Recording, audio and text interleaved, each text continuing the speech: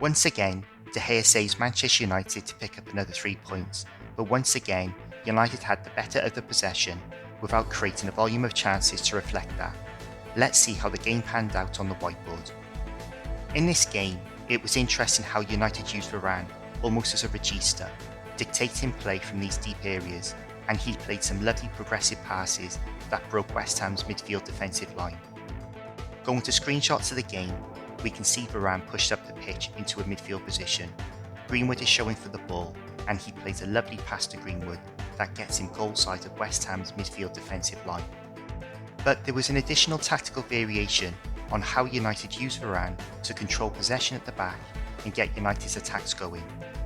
There were times in the game where Fred would drop back into the back line, which was the trigger for Varane to step up the pitch into the midfield space vacated by Fred, and would dictate play for United higher up the pitch, playing some very good penetrating passes. Going to screenshots of the game, we can see how Fred has dropped back into the defensive line to cover the advancing Varane. From here, Varane plays a nice ball out to Wan-Bissaka, which gets him goal side of West Ham's midfield. In this next scenario, again, Fred drops back into the defence to accommodate Varane stepping up the pitch into midfield, and he pings a lovely ball out to Shaw. But this is my favourite. Despite Fernandes and Fred either side of Varane, he pings a beautiful left foot pass out to Sancho, which arrives on a sixpence. To emphasise how often United went through Varane, he was United's top passer with 93. But what was also evident was how much more efficient and comfortable he was at playing progressive passes from the middle third than either Fred or McTominay. The fact that he was stepping up into midfield from the back and had all the passing options in front of him may have had something to do with this. In my analysis of the Newcastle game, I was critical of Greenwood and Sancho for not making these outside to inside runs into the space created by Ronaldo when he was dropping off the front line.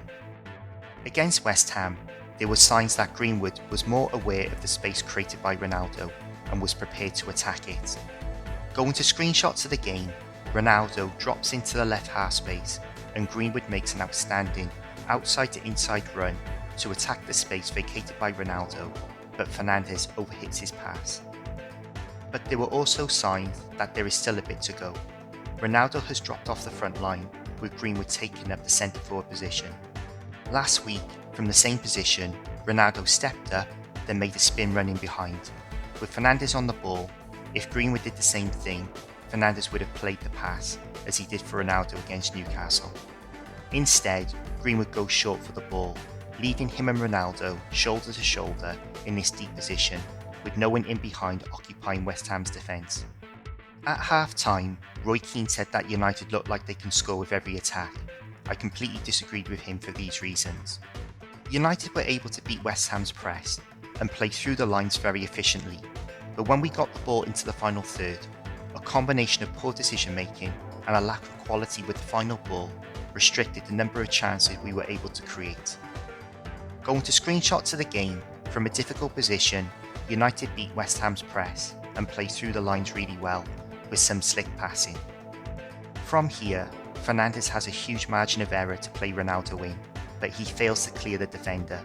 Missed opportunity.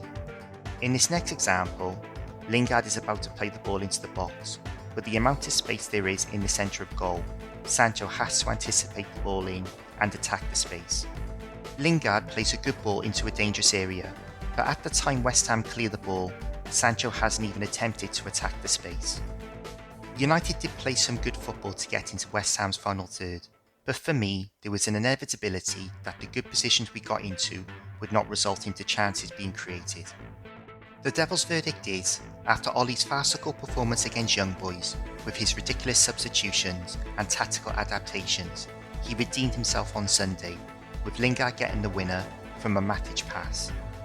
But despite this being another unconvincing performance, it was another crucial 3 points with a tough run of fixtures quickly approaching. Let me know in the comments your thoughts on the game. Thank you for watching, and please like, subscribe and share, and I'll see you in the next video.